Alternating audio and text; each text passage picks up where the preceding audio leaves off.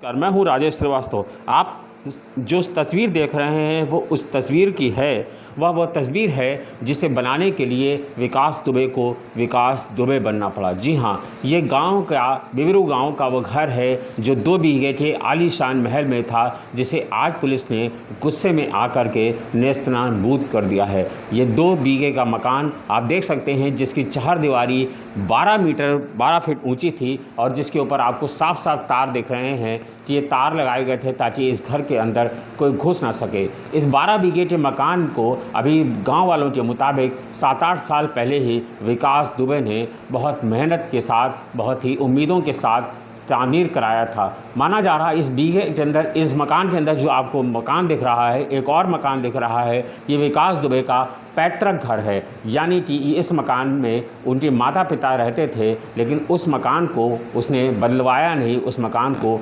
ऐसा ही रखा ताकि वो अपने माता पिता की यादों को सजा सके। यही नहीं, इसके भीतर इस मकान में जाने के लिए जो गिराया गया था उसके पहले की जो तस्वीर थी उसमें 4 गेट बताए जाते हैं। इस मकान के अंदर 4 गेट थे, जिसमें से एक गेट सामने जाने के लिए था, 2 गेट दाएं बाएं गलियों में खुलते थे और एक गेट पुराने मकान से अंदर जाने के लिए था। यानी कि पुराने मकान में जब आप एंटर होइए वहाँ से नए मकान में जा सकते थे। विकास दुबे ने जिस तरह से इस मकान को तामीर कराया था, वह देख करके लगता था कि इस मकान की तामीर जो है उसने बहुत भव्य ढंग से करा रखी थी। चारों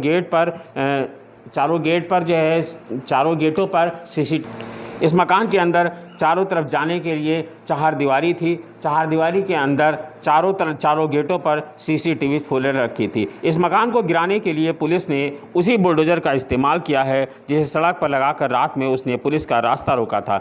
घर के अंदर बताते हैं कि 10 से 15 लाख की कीमत की 2 लग्जरी कार और 2 ट्रैक्टर भी खड़े थे, जिसे पुलिस ने बिल्कुल कबाड़ी की स्थिति में ला दिया है और उन दोनों को मलबा बना दिया है। पुलिस ने बीते 30 घंटे में मकान सील करके चप्पे चप्पे की तलाशी ली तो 2 महफूज किले वाली जैसी सुरक्षा वाले परिसर के अंदर बने पुराने मकान में बताते हैं एक बेसमेंट भी था, उसकी भी पुलिस ने तलाश की है। 2 बीघे के मकान के अंदर 4 कमरे नए हैं जहाँ विकास रहता था।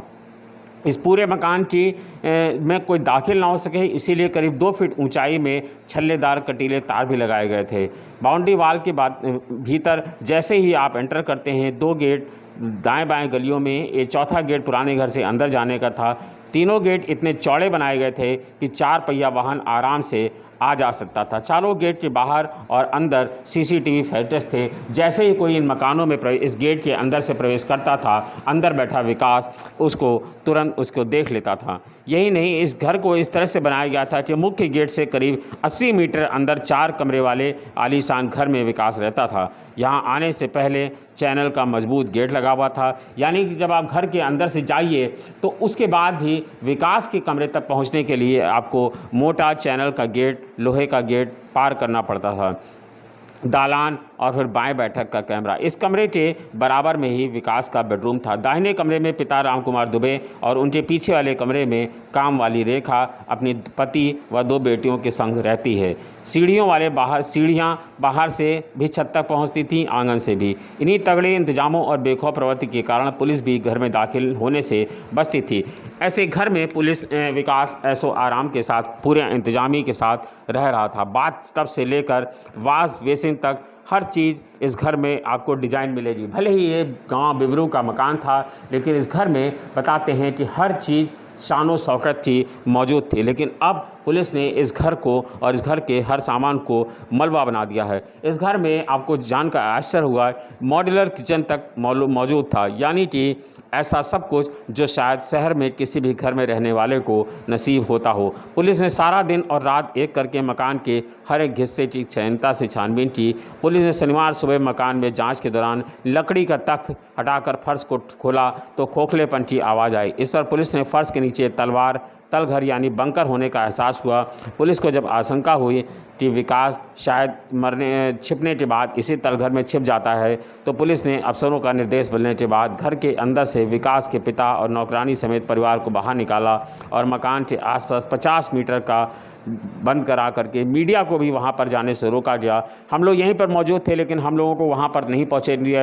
सिर्फ ये तस्वीरें जारी की गई हैं। जब मकान को तोड़ा जा रहा था तो भी मीडिया को इससे दूर रखा गया। आसपास के लोग गांव में भी मौजूद नहीं थे। पुलिस ने रास्ता रोककर बुलडोजर पर चालक को बिठाया और फिर उसमें से विकास की मकान की चारदीवारी को गिराना शुरू कर दिया। एक के बाद एक मकान की दीवारों को गिराते हुए अंदर कार खड़ा और करने वाले हिस्से को भी ढा दिया गया है। पुलिस ने 2 घंटे लगाए इस आलीशान मकान को मलबे में बदलने के लिए। गैराज गिराकर 10 से 15 लाख की कीमत वाली 2 कारें क्षतिग्रस्त कर दी गई हैं। 2 ट्रैक्टर थे, उन्हें भी हटा दिया, रौंद दिया गया है। पुलिस ने मकान में महंगे बाथरूम, ड्राइंग रूम और किचन समेत सभी को हिस्से को गिरा दिया गया है। गांव में सशस्त्र पुलिस फोर्स अभी भी मौजूद है। गांव वाले भी दूर से पुलिस की कार्रवाई को देख रहे हैं। पुलिस फोर्स को देखकर पास जाने की हिम्मत अभी तक कोई नहीं जुटा पाया है। गांव वालों की माने तो विकास दुबे ने खेत में काम करने के लिए चौबेपुर के पास रहने वाले किसी व्यक्ति को बुलडोजर करीब 10 दिन पहले मंगाया था। पुलिस बुलडोजर को मानू नामक युवक चला रहा था, जो वहीं पर रुका हुआ था। घटना के बाद से मोनू भी फरार है। पुलिस ने इस मामले में मोनू को भी नामजद कर रखा है। तो ये पुलिस की एक कार्यशैली है कि जब पुलिस को हाथ में नहीं लगा है, यानी कि जो विकास दुबे जिसने इस पूरे घटना को अंजाम दिया है, जिसके बारे में गाँव वालों का कहना है कि विकास 3 दिन से यहाँ पर था ही नहीं, लेकिन पुलिस की माने तो इस घटना को अंजाम विकास ने दिया है। लेकिन घटना के करीब 45 घंटे हो चुके हैं और विकास अभी भी पुलिस की पकड़ से दूर है। आज दिन में जो शहीद पुलिसकर्मी थे उन सबको उनके घरों पर भेज करके उनका अंतिम संस्कार कराया गया है। शहीद पुलिसकर्मियों के घरों में मातम छाया हुआ है। लोग दुखी हैं। पूरे गांव में रोना पिटना मचा हुआ है। जिस तरह से विकास दुबे ने इस बड़ी घटना को अंजाम दिया है वह वास्तव में हृदय विदारक है। जिस तरह से 8 पुलिसकर्मी मारे गए हैं वह सोचने को विवश करता है कि आखिर पुलिस का खुफिया तंत्र कहाँ चला गया था। क्या उनको अंदाज़ा नहीं था कि विकास दुबे की ताकत था कि जिस तरह से मामूली गाड़ी पर सवार होकर के पुलिस सीओ समेत 8 बड़े थाने इंस्पेक्टर और जो पुलिसकर्मी पहुंच गए विकास दुबे से निपटने के लिए, लेकिन उनको अंदाज़ा नहीं था कि विकास दुबे शायद उनसे 4 गुनी ज़्यादा ताकत लेकर के इस आलीशान मकान में बैठा है। अब पुलिस ने इस मकान को ज़रूर नेस्तनाबूद कर दिया है और इस पुलिस ने इस मकान के एक सामान को मलबा बना दिया है, लेकिन आप जो स्थितियाँ हैं वह बेहद विकट हैं।